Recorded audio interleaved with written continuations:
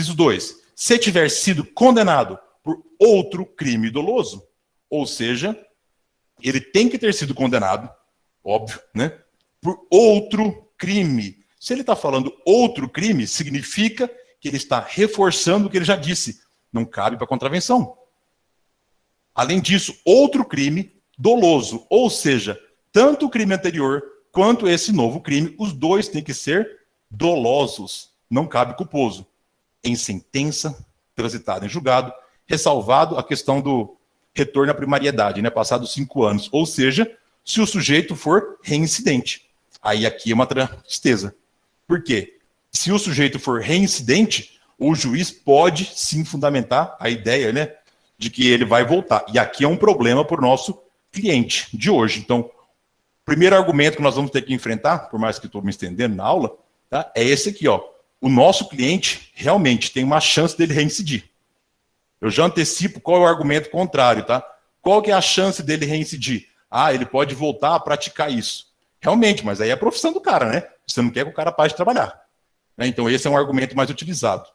Tá? Então, o que nós temos? Tem que ser crime culposo, doloso, e tem que ter a possibilidade de reincidência. Inciso 3. Se o crime envolver violência doméstica e familiar contra mulher, criança, adolescente, idoso, enfermo ou pessoa com deficiência, aí é aqui que está. É o limite temporal para garantir a execução de medidas protetivas de urgência. Ou seja, primeiro, envolver violência doméstica e familiar. Doméstica, dentro da mesma casa. Ou seja, dentro da mesma casa. Mora numa república, o cara é muito violento, o cara está fazendo um transtorno. É possível? Isso é um ambiente doméstico. Familiar, aí todo mundo conhece. Mas veja que esse inciso 3, ele traz aquela hipótese daquela pessoa extremamente briguenta, violenta, que sempre está agredindo, tem que ter caso concreto, e ele amplia mulher, criança, adolescente, idoso, enfermo, ele amplia necessariamente. Agora, o que acontece? Para garantir a execução de medida protetiva, tira a pessoa do lar, muda para outro estado, se estabeleceu, sumiu do mundo, tirou o rastro, solta o sujeito. Por quê? Porque ele tem uma finalidade, é para garantir a execução da medida protetiva, não é prender para todo sempre. Inciso 4, revogado. Parágrafo 1º, inovação legislativa.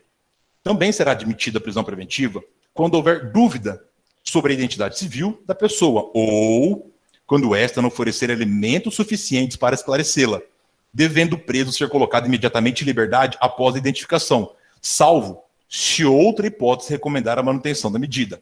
Ou seja, onde que isso aqui acontece? Quando o goleiro Bruno foi preso, ele, o Macarrão e os 6 outros suspeitos, eles foram levados para a delegacia de polícia e na época se afirmou que eles estavam que aquele procedimento, a coleta papiloscópica, que é o tecladinho, né, seria necessário porque era com relação ao indiciamento.